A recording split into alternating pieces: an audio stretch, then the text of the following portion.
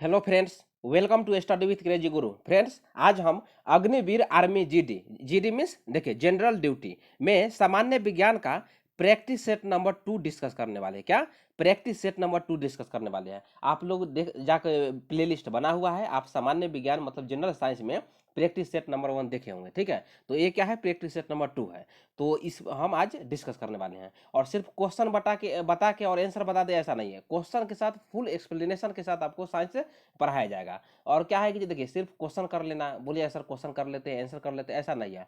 आपको क्या है, क्वेश्चन के साथ आंसर और आंसर के बाद क्या सोल्यूशन आपको किस तरह पढ़ाया जाता है ना, उस तरह आप लोग भी जब क्वेश्चन सॉल्व कीजिए ना अपना बुक से, तो उसी तरह सॉल्व करने का प्रैक्टिस कीजिएगा। तो आपको एग्जाम हॉल में मतलब डिफिकल्टी का सामना नहीं करना पड़ेगा। और आप क्या कर सकते हैं, क्वेश्चन सही से ज़्यादा सही से सही आप क्वेश्चन सॉल्व कर सकते हैं। ठीक है, तो देखिए और क्या करना है, देखिए चैनल पे नए हैं तो चैनल को सब्सक्राइब कर दीजिएगा और क्लास को शेयर कीजिए। देखिए क्लास को आप लोग थोड़ा शेयर कम करते हैं, स्टूडेंट को जोड़िए, जो भी आपका फ्रेंड हो जो अग्निवीर आर्मी जीडी का तैयारी कर रहे हैं उनको आप बताइए study with crazy Guru channel पर जो सब्जेक्ट स्टार्ट हो चुका है, तो वहाँ से आके आप लोग मतलब क्लास देख सकते हैं। तो ठीक है, तो स्टार्ट करते हैं। उससे पहले बता दें, देखिए सब्जेक्ट सामान्य ज्ञान है, 15 क्वेश्चन आएगा।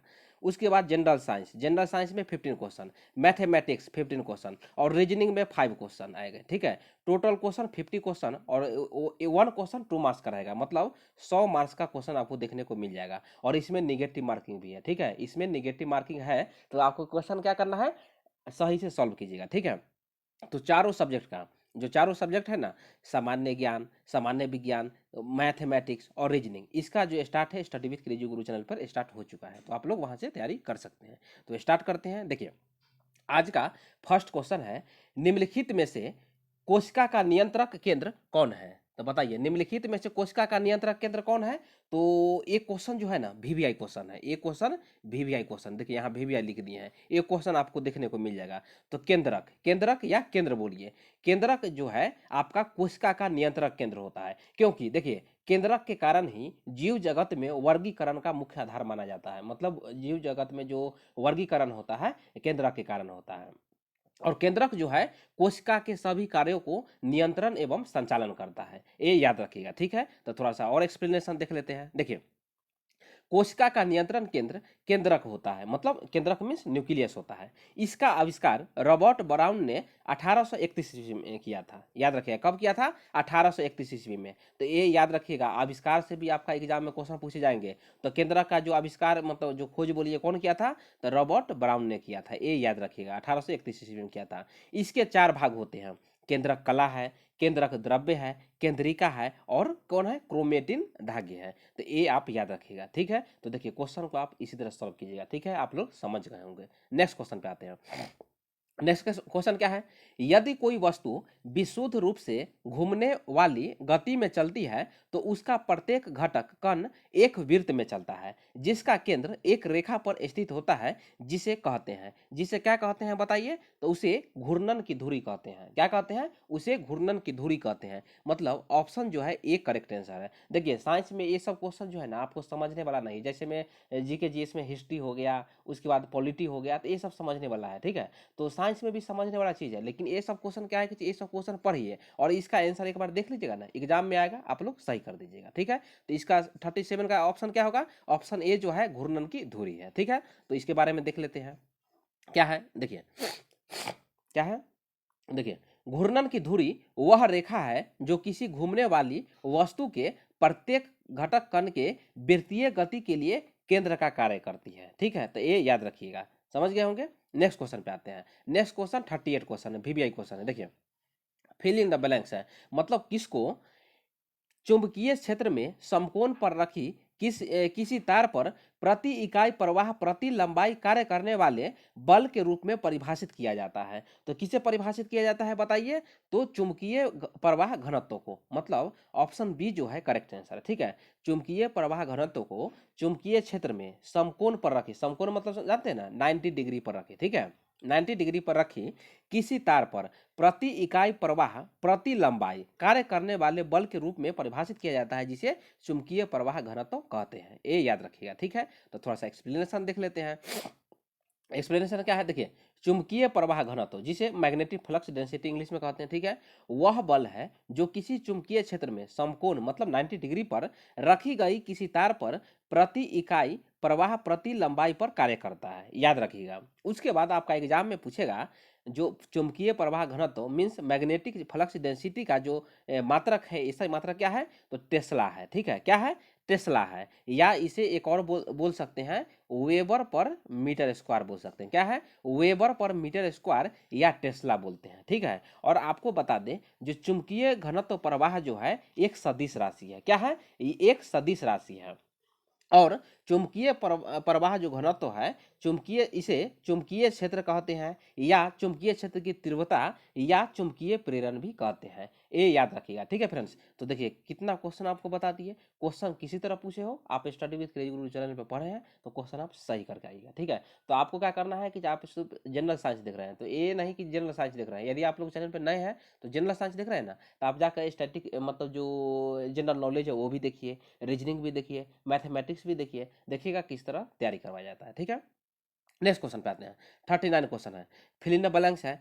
हवा के एक विशेष नमूने में जल वाष्प की वास्तविक राशि का एक मापन होता है, इसे एक आंशिक दबाव के रूप में मापा जाता है, तो उसे क्या कहते हैं, उसे क्या कहते हैं बताइए, पूर्ण आर्द्रता कहते हैं, क्या कहते हैं, पूर्ण आर्द्रता। पूर्ण आर्द्रता जो है हवा के एक विशेष नमूने में जल वाष्प की क्या है, जल वाष्प की वास्तविक राशि का एक मापन होता है, जिसे आंशिक दबाव के रूप में क्या किया जाता है, इसे मापा जाता है, ये मतलब मेजर किया जाता है, ये याद रखिएगा। तो 39 का ऑप्शन बी जो है करेक्ट आंसर है, ठीक है। तो थोड़ा सा देख लेते इसके बारे में क्या है, देखिए पूर्ण आर्द्रता का अर्थ हवा के नमूने में उपस्थित जल की वास्तविक राशि से होता है। मतलब देखिए आर्द्रता क्या हो गया, आर्द्रता का मीनिंग आप समझते हैं क्या होता है, आर्द्रता होता है हवा में जो जल वाष्प की जो मात्रा होती है उसे क्या कहते हैं, आर्द्रता कहते हैं, याद रखिएगा। और यदि हवा में जल वाष्प यदि अधिक होगा तो आर्द्रता भी क्या होगा, ज्यादा होगा, मतलब जल वाष्प ज्यादा तो आर्द्रता भी ज्यादा होता है, ये याद रखिएगा, ठीक है। नेक्स्ट क्वेश्चन पे आते हैं, 40 क्वेश्चन है, 40 क्वेश्चन है जल जनित रोग ई कोलाई, क्या कहते हैं, ई कोलाई, इसको इंग्लिश में आप इस तरह लिखा मिलेगा आपको, ई कोलाई, ठीक है, ई कोलाई, ये याद रखिएगा। तो क्या है, जल जनित रोग ई कोलाई संक्रमण का कारण बनता है, किसके कारण होता है बताइए, तो किसके कारण होता है, बैक्टीरिया के कारण होता है, मतलब बैक्टीरियल के कारण होता है, ये याद रखिएगा, ठीक है। उसके बाद आपको बता दे, देखिए जो ई कोलाई जो संक्रमण है बैक्टीरिया से जो दूषित भोजन हो गया या मतलब दूषित पानी है उसका सेवन करने से ई कोलाई संक्रमण जो है वो तेजी से फैलता है, याद रखिएगा। इसलिए भोजन जो है ताज़ा करना चाहिए और पानी जो है मतलब स्वच्छ पानी आप लोग पीजिए, ऐसा नहीं कि कहीं का पानी पी लिए, ऐसा आपको नहीं करना है, याद रखिएगा। तो 40 का क्या है, 40 का ऑप्शन सी जो है करेक्ट आंसर हो जाएगा, ठीक है।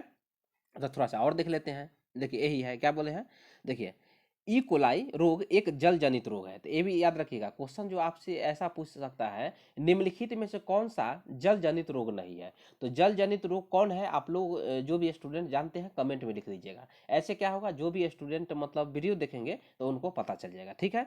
इससे हैजा हो सकता है, क्या हो सकता है, हैजा हो सकता है, यह रोग बैक्टीरिया के कारण होता है तथा पीड़ित व्यक्ति को बेचैनी हो गया, उल्टी हो गया, दस्त हो गया, बुखार हो जाता है, ये सब आ जाता है और बहुत सारे स्थिति में जो मतलब व्यक्ति है उनकी मृत्यु भी हो जाती है। तो ये याद रखिएगा, 40 का क्या है, 40 का ऑप्शन जो सी है करेक्ट आंसर है।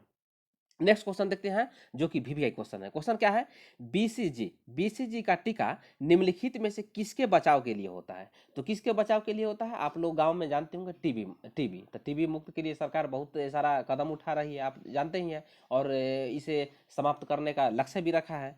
तो किसके कारण होता है, क्षय रोग बोलिए या टीबी रोग बोलिए, क्या बोलिएगा, टीबी रोग बोल सकते हैं, ठीक है। तो क्षय रोग ऑप्शन सी जो है करेक्ट आंसर, इसके मतलब बचाव के लिए टीबी क्षय रोग के बचाव के लिए बीसीजी का टीका लगाया जाता है। तो थोड़ा सा एक्सप्लेनेशन देख लेते हैं, देखिए बीसीजी आपसे एग्जाम में बीसीजी का फुल फॉर्म भी पूछ देगा, क्या पूछेगा, बीसीजी का फुल फॉर्म बताइए, बताइए, नहीं पढ़े रहिएगा ना क्वेश्चन गलत करके आइएगा।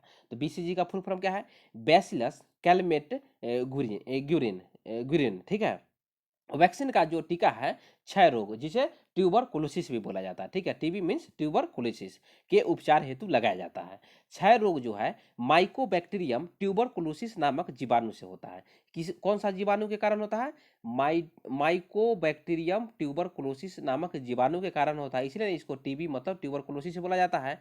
इस रोग को यक्ष्मा भी कहा जाता है। क्या बोला जाता है? यक्ष्मा भी कहा जाता है, याद रखिएगा। ठीक है, तो थोड़ा सा और जानकारी आपको बता दें। देखिए, जो टीबी रोग है ना, एक गंभीर संक्रामक और बैक्टीरिया से होने वाली बीमारी है। क्या है? बैक्टीरिया से होने वाली बीमारी है। ई कोलाई के बारे में बताए थे, वो बैक्टीरिया से होने वाली बीमारी है। और टीबी भी जो है ना, बैक्टीरिया से होने वाली बीमारी है, जो मुख्य रूप से फेफड़ों, किसको? फेफड़ों को प्रभावित करती है, और जो मनुष्य है, मनुष्य की मौत भी हो जाती है, ये याद रखिएगा। ठीक है, उसके बाद आपको बता दें, टीबी पैदा करने वाली जो बैक्टीरिया होती है, किसी संक्रमित व्यक्ति के छींकने और खांसने से भी फैलता है, याद रखिएगा। इसीलिए कभी भी कोई मतलब आप हो चाहे कोई भी हो, तो यदि मतलब छींकते हैं या खांसते भी है, तो क्या करना है? रुमाल मुंह पे डाल लीजिएगा। ठीक है, तो ये याद रखना है, ये आपको मतलब पढ़े लिखे लोग को ये पता रहना जरूरी है।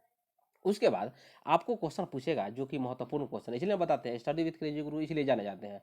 क्वेश्चन आपको बता दे, क्वेश्चन पूछ देगा, विश्व टीबी रोग दिवस, विश्व टीबी दिवस जो है कब मनाया जाता है? तो कब मनाया जाता है? 24 मार्च को मनाया जाता है। कब? 24 मार्च को मनाया जाता है, ये याद रखिएगा।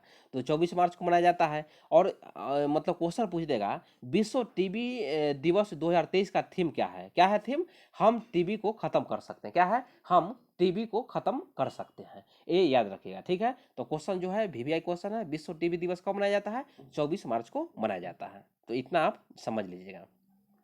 नेक्स्ट क्वेश्चन पे आते हैं। नेक्स्ट क्वेश्चन क्या है? 42 क्वेश्चन है।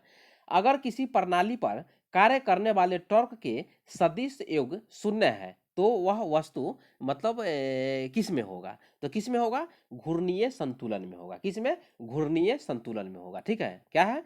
अगर किसी प्रणाली पर कार्य करने वाले टॉर्क के सदिश योग शून्य है, तो वह वस्तु क्या होगा? घूर्णीय संतुलन पर होगा, ये याद रखिएगा। ठीक है, तो थोड़ा सा और देख लेते हैं 42 के बारे में क्या है, वही बात बोला है।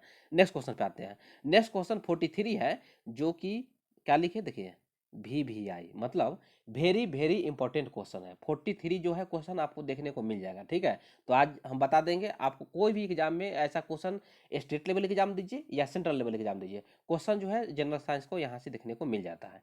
क्वेश्चन है, कौन सा नियम कहता है कि प्रेरित ईएमएफ चुंबकीय प्रवाह लिंकेज के या चुंबकीय प्रवाह लिंकेज के काटने की दर के परिवर्तन की दर के समानुपातिक होती है, मतलब प्रोपोर्शनल होती है। तो वो नियम को क्या कहते हैं बताइए? उस नियम को फैराडे का नियम कहते हैं। सॉरी, देख लीजिए, तो क्या कहते हैं? फैराडे का नियम। फैराडे का नियम है ना, एग्जाम में देखने को मिलता है, तो आप लोग फैराडे का नियम सही से पढ़ लीजिएगा, और ये जो बताए ना, इसको सही से देख लीजिएगा। ठीक है, तो थोड़ा सा और देख लेते हैं क्या है। देखिए क्या है, फैराडे के नियम के अनुसार प्रेरित ईएमएफ चुंबकीय प्रवाह लीकेज के या चुंबकीय प्रवाह लीकेज के काटने की दर के परिवर्तन के क्या होता है? प्रोपोर्शनल होता है। प्रोपोर्शनल में समानुपाती होता है, ये याद रखिएगा। ठीक है, उसके बाद देखिए, बोलिए सर लेंज का नियम, लेंज का नियम के बारे में बताइए। तो देखिए, लेंज का नियम क्या है आपको हम बता देते हैं, आप लोग सुन लीजिए, या वीडियो पॉज करके एक बार आप कॉपी पर पेन डाउन कर लीजिएगा। लेंज का नियम है, प्रेरित धारा की दिशा सदा ऐसी होती है जो उस कारण का विरोध करती है जिससे वह स्वयं उत्पन्न होती है, मतलब उस धारा का विरोध करती है जिससे वह स्वयं उत्पन्न होती है। और जो लेंज का नियम है, ऊर्जा के संरक्षण के सिद्धांत पर कार्य करती है, ये याद रखिएगा। क्वेश्चन पूछ देगा, लेंज का नियम जो है, लेंज का नियम किस सिद्धांत पर कार्य करती है? तो जो लेंज का नियम है, ऊर्जा के संरक्षण के, ऊर्जा के संरक्षण के नियम पर मतलब कार्य करती है, ये याद रखिएगा। ठीक है, उसके बाद देखिए, हुक्स लॉ। हुक्स लॉ देखिए, हुक्स लॉ क्या है? हुक्स लॉ में स्ट्रेस क्या है? स्ट्रेस जो है प्रोपोर्शनल होता है स्ट्रेन का, ये याद रखें। ये सब टेक्निकल, मतलब टेक्निकल में पढ़ने का मतलब सब्जेक्ट है। जैसे मैं जेई का तैयारी कर रहे हैं, मतलब जेई मेंस का एग्जाम दे रहे हैं, उसके बाद इंजीनियरिंग कर रहे हैं, तो ये सब हुक्स का नियम है ना, वहाँ मतलब बहुत सारा एग्जाम में पढ़ा जाता है, याद रखिएगा। तो हुक्स का नियम क्या कहता है? किसी वस्तु की लंबाई में परिवर्तन उस पर आरोपित बल के समानुपाती होता है, मतलब स्ट्रेस जो है ना प्रोपोर्शनल होता है स्ट्रेन का, और stress is equal to E into epsilon होता है, मतलब प्रोपोर्शनल को हटाने के लिए कांस्टेंट लगाते हैं ई क्या कहते हैं, यंग्स मॉडुलस बोला जाता है। तो इतना आप याद रखिएगा, ठीक है। नेक्स्ट क्वेश्चन पे आते हैं।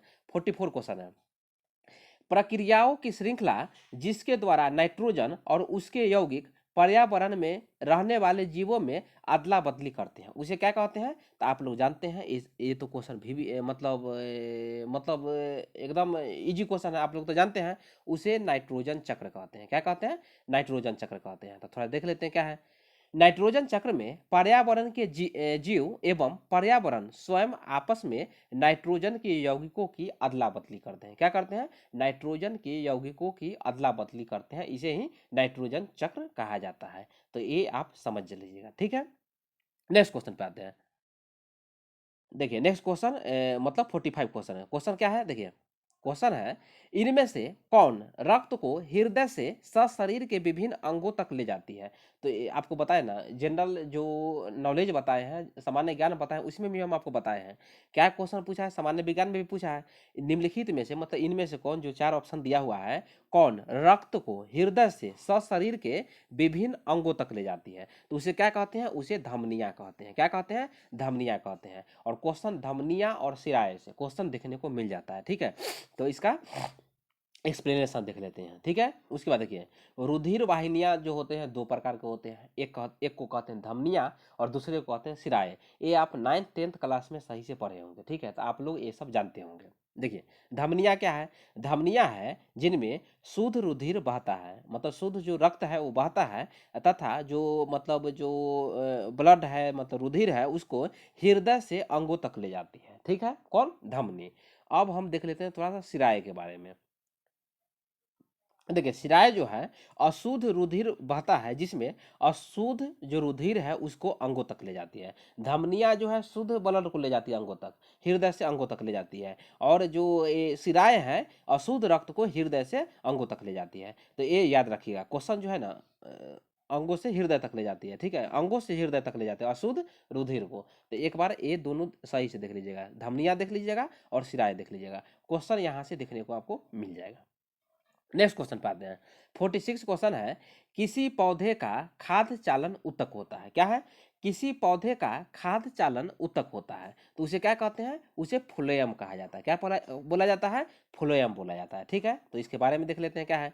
फ्लोएम जो है एक जटिल उत्तक है। इसका कार्य जो है पत्तियों द्वारा प्रकाश संश्लेषण से बनाया गया भोजन पौधे के अन्य भागों तक पहुंचाना है, ये याद रखिएगा। उसके बाद आपका माइंड में आता होगा सर फ्लोएम तो बता दिए, उसके बाद थोड़ा जाइलम के बारे में बता दीजिए। जाइलम जो होता है ना, एक जटिल उत्तक होता है जो जल के संवहन में प्रमुख भूमिका अदा करती है। भोजन में जो प्रकाश संश्लेषण में मदद करती है पहुंचाने में, वो फ्लोएम करती है, और जल को पहुंचाने में जफर जल जफर जाइलम, ये याद रखिएगा, ठीक है। तो 46 का क्या है, 46 का ऑप्शन जो है ए इज द करेक्ट आंसर। तो देखिए फ्रेंड्स क्वेश्चन जो है इसी तरह आप लोग सॉल्व कीजिए, समझ गए ना। नेक्स्ट क्वेश्चन पे आते हैं। नेक्स्ट क्वेश्चन क्या है, न्यूक्लियस के बाहर डीएनए कहाँ मिलता है। तो कहाँ मिलता है, ये सब आप लोग इतना बार एग्जाम में मतलब क्वेश्चन पूछे गए, स्टेट लेवल एग्जाम हो या सेंट्रल लेवल एग्जाम हो, क्वेश्चन जो है यहाँ से पूछे जाते हैं। माइट्रोकॉन्ड्रिया में मिलता है न्यूक्लियस के बाहर जो डीएनए है, माइट्रोकॉन्ड्रिया, ऑप्शन बी जो है करेक्ट आंसर है, ठीक है। वहाँ पे माइट्रोकॉन्ड्रिया में मिलता है। तो थोड़ा सा और देख लेते हैं क्या है। देखिए यूकैरियोटिक, जिसे नाभिक सहित मतलब कोशिका बोला जाता है, में डीएनए की प्रचुर मात्रा नाभिक के भीतर असतत रूप में पाई जाती है, जिसे गुणसूत्र कहा जाता है। ये याद रखिएगा, ठीक है। डीएनए की कम मात्रा होने के कारण अपवाद स्वरूप यह नाभिक के बाहर पाया जाता है। मानव कोशिकाओं में कुल डीएनए के 99% से अधिक न्यूक्लियर जो है जीनोमिक डीएनए में होता है, और शेष जो है माइट्रोकॉन्ड्रिया में होता है। तो ये याद रखिएगा, ठीक है। तो 47 का क्या है, ऑप्शन बी जो है करेक्ट आंसर है। नेक्स्ट क्वेश्चन पे आते हैं। 48 क्वेश्चन है, प्रोटॉन का जो द्रव्यमान है कितना होता है, बताइए। एक क्वेश्चन भी है यहाँ पे, क्या लिख दिए, VVI, very very important. Proton का द्रव्यमान कितना होता है बताइए। प्रोटॉन का जो द्रव्यमान होता है 1.672 इंटू 10⁻⁻27 ग्राम होता है। ये याद रखिएगा, क्वेश्चन जो है बहुत सारे एग्जाम में पूछे गए, स्टेट लेवल एग्जाम हो सेंट्रल लेवल एग्जाम हो। क्वेश्चन जो है क्या है, प्रोटॉन का द्रव्यमान, प्रोटॉन का द्रव्यमान कितना है, 1.672 इंटू 10⁻⁻27 ग्राम होता है। इसके बारे में देख लेते हैं। क्वेश्चन आ जाएगा, प्रोटॉन की खोज किसने की थी।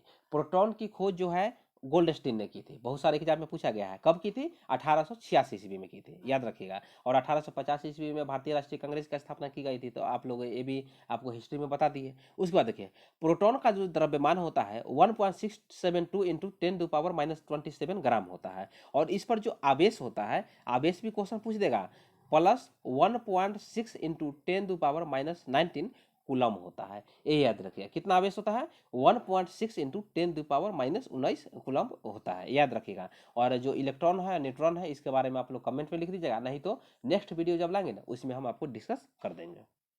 नेक्स्ट क्वेश्चन आते हैं। नेक्स्ट क्वेश्चन 49 क्वेश्चन है। सौर ऊर्जा की उत्पत्ति के नाभिकीय संलयन के सिद्धांत का प्रतिपादन किसने किया? बताइए, ये सब क्वेश्चन है ना, ये सब क्वेश्चन आप जब तक नहीं किए रहिएगा ना, क्वेश्चन एग्जाम हॉल में गलत हो जाएगा। इसलिए ना बोलते हैं प्रैक्टिस हमारे साथ कीजिए, एग्जाम हॉल में क्वेश्चन देखिएगा, आंसर खुद कर लीजिएगा। तो क्या है? सौर ऊर्जा की उत्पत्ति के नाभिकीय संलयन के सिद्धांत का प्रतिपादन किसने किया था? तो किसने किया था बताइए? तो किया था हेस-बेथे ने। किसने? हेस-बेथे। ऑप्शन सी जो है करेक्ट आंसर है, ये याद रखिएगा, ठीक है। क्या है? सौर ऊर्जा की उत्पत्ति के नाभिकीय संलयन के सिद्धांत का प्रतिपादन हेस-बेथे ने किया था। सूर्य के केंद्र, जिसे कोर भी बोलते हैं, का ताप एवं दाब होने के कारण वहां नाभिकीय संलयन, संलयन मीन्स क्या? फ्यूजन होता है, न्यूक्लियर फ्यूजन होता है, को क्रिया होती है। सूर्य के केंद्र में 4 हाइड्रोजन नाभिक संलयित होकर हीलियम नाभिक बनाते हैं, जिससे अत्यधिक मात्रा में ऊर्जा उत्पन्न होती है। ये याद रखिएगा, ठीक है। नेक्स्ट क्वेश्चन पे आते हैं। नेक्स्ट क्वेश्चन जो कि आज का लास्ट क्वेश्चन है, प्राकृतिक रेडियो सक्रियता के आविष्कारक थे, बताइए कौन थे? प्राकृतिक रेडियो सक्रियता के आविष्कारक कौन थे? तो हेनरी बेकरेल। देखिए option B correct answer. A B भी आई क्वेश्चन है, बहुत सारे एग्जाम में पूछे गए हैं और आपसे भी पूछे जाएंगे। तो क्वेश्चन बहुत सारे स्टूडेंट है ना, मैडम क्यूरी और हेनरी बेकरेल में कंफ्यूज हो जाते हैं और क्वेश्चन गलत करके आते हैं। आपको पता है ना, जब तक स्टूडेंट है, तो स्टूडेंट है ना, जब तक आप revise revise revise revise revise revise करते रहिए, ठीक है। जितना बार क्वेश्चन मिले रिवाइज कर लीजिए, और जहाँ अच्छा पढ़ाया जाए ना, वहाँ आराम से पढ़ सकते हैं, कोई दिक्कत नहीं है। तो प्राकृतिक रेडियो सक्रियता के आविष्कारक कौन थे? तो हेनरी बेकरेल थे, ठीक है। देखिए 1896 ईस्वी में फ्रांस के वैज्ञानिक हेनरी बैकरेल ने सर्वप्रथम रेडियो सक्रियता का पता लगाया, या ठीक है।